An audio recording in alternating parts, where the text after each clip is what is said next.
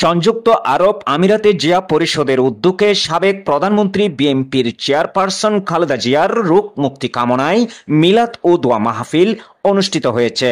বৃহস্পতিবার 27 জুন শারজায় জিয়া পরিষদ ইউএইর আহ্বায়ক মোস্তফা মাহমুদের সভাপতিত্বে ও সদস্য সচিব এস.এম. মুদাচ্ছের সাহার সঞ্চালনায় প্রধান অতিথি ছিলেন আবুধাবি বিএনপির সভাপতি ইসমাইল হোসেন তালুকদার।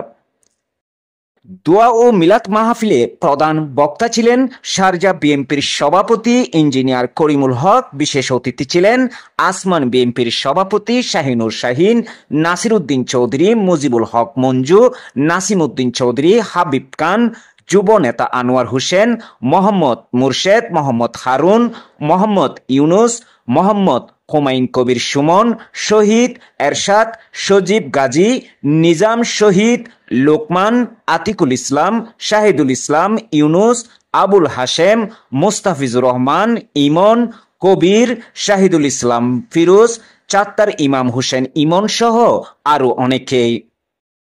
এ সময় বক্তারা খালেদা জিয়ার চিকিৎসা সেবা থেকে বঞ্চিত করে সরকার মানবতা বিরোধী অপরাধ করছে বলেও মন্তব্য করেন। তারা বলেন, চিকিৎসা থেকে বঞ্চিত রাখার বিচার বাংলার মাটিতে হবে। গুরুতর অসুস্থ বেগম খালেদা জিয়াকে বিদেশে না পাঠিয়ে মৃত্যুর দিকে ঠেলে দিচ্ছে বলেও অভিযোগ করেন বক্তারা। শুরুতেই মিলাদ ও শেষে মাওলানা এমদাদের বিশেষ দোয়ার মাধ্যমে বেগম খালেদা জিয়ার রোগ মুক্তির জন্য দোয়া করা হয়। একমাত্র আল্লাহ রাব্বুল আলামিনের সিদ্ধান্ত। আজকের এই দোয়া মাহফিলের সম্মানিত সভাপতি, বাংলাদেশ জাতীয় বিএনপির প্রভাবশালী সদস্য,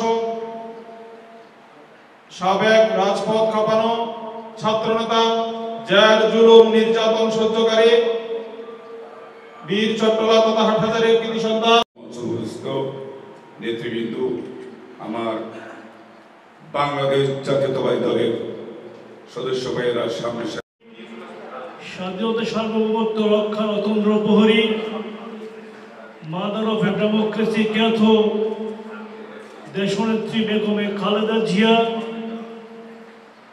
এই জালিম এবং দামি সরকারের রোষানলে পরে মৃত্যুর সাথে পাঞ্জা লড়ছে। সম্মানিত সভাপতি, ইউবিএনপির সম্মানিত সদস্য